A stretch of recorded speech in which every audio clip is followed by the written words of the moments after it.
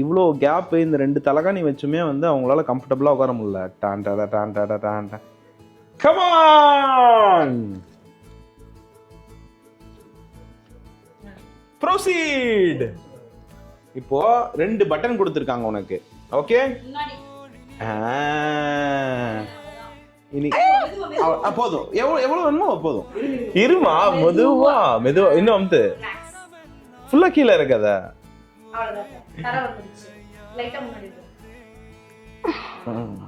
இது உனக்கு கால் கம்ஃபர்டபுளா இருக்கா? ஓகே. டிவி தெரியுதா?